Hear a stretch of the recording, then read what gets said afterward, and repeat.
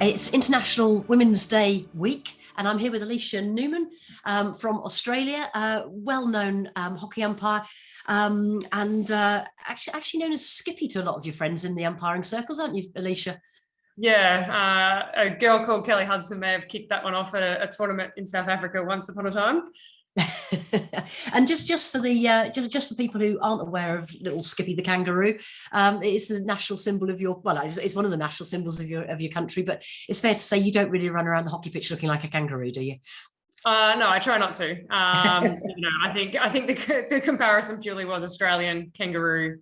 Yeah, dots connected. But it's I think it's a measure of the sort of the relationship that your teams of umpires have, and I just it always seems like a very happy bunch of people. You turn up at tournaments, you work incredibly closely together. I just wondered if you could start off by telling me how you got into that cohort of umpires. How did you start your umpiring career?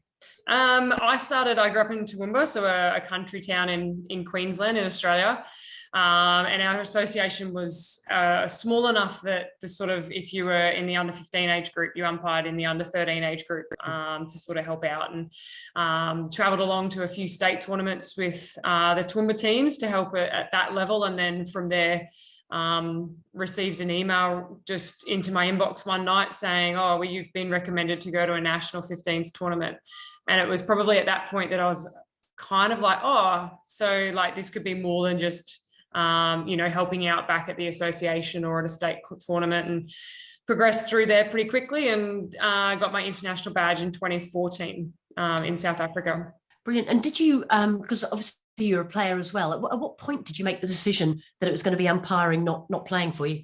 Well, it was right around that point. I went to the Australian Hockey League in 2013, and I didn't make the Queensland team and got offered a place in the Northern Territory team instead, which is often a case for the smaller states. They grab a few imports to help their numbers. And I had sat with Jan Hadfield, who's a local Brisbane person now, and she sort of just put it to me and said, if you choose to play, that's fine, but you've got a real potential here if you choose to umpire, that things could open up quite quickly for you, and you might shoot off and have an international career if you choose to come away. And within 6 months that had happened. And you have had to this point a really amazing international career. What have been the highlights so far for you?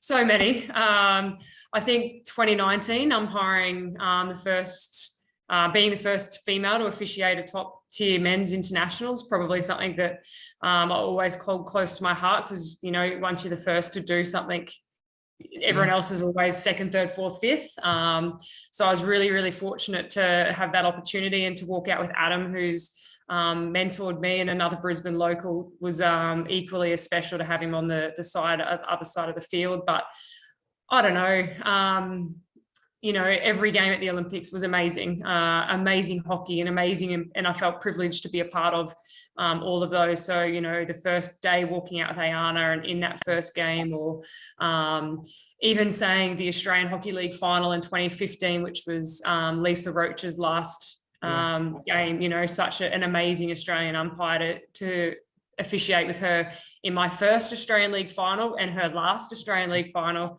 So many things for so many different reasons. Yeah, that's brilliant. We were talking before the interview. You're a teacher, and you're ahead of year. What skills are transferable? What skills do you take onto the pitch that you then use when you're managing your 11s?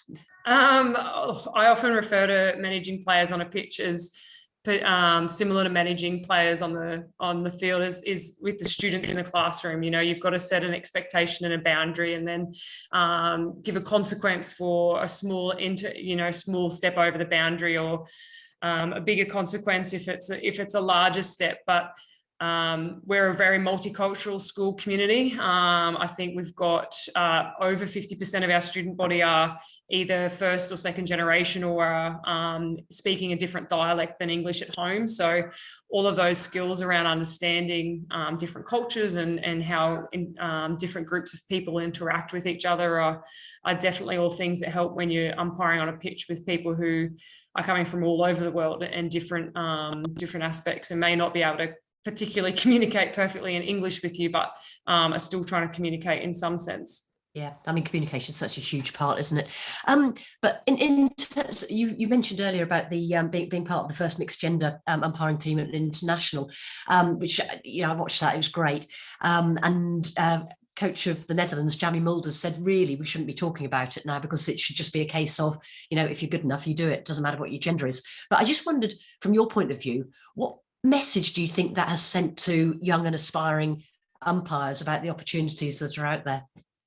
Yeah, I think exactly what you've just said there, that it's irrespective of your gender, it's irrespective of your nationality, it's irrespective of anything around it. It's if you've got the physical capability to move yourself up and down the pitch and the cognitive capability to make the right decision at the right time, nothing else matters, because at the end of the day, it's about making those correct decisions for the team. So hopefully it's opened some doors for people who maybe thought, oh, I won't be good enough, I won't be fast enough, or I'm only a handful of girls at a very male dominant association, or vice versa. They could be some young men that are growing up in a female dominated sport that are seeing that they can still be a part of our amazing game of hockey.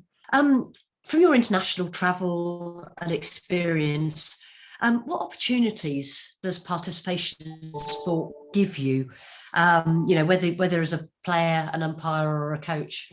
Oh, so many. I've spoken to people all across the first 4 weeks of the term about my year to come, and it's going to be a trip to Holland and Spain for a World Cup, and then across to the UK for the Commonwealth Games. And for my colleagues at the moment, the thought of traveling overseas is just a foreign concept. It's just something that's not attainable. So just in that alone, I've got an opportunity for the second year in a row to be jumping on an international flight, which very few Australians in general are able to do. But bigger than that, just the friendships and the experiences around the world. Some of my best mates are from other countries, and while we keep up during WhatsApp and things like that in between, that family aspect of the tournament is just the same as a team would feel when they are traveling into an event. And you can't quite explain it unless you live it, I don't think. But yeah, just the opportunity to see so much, explore so much,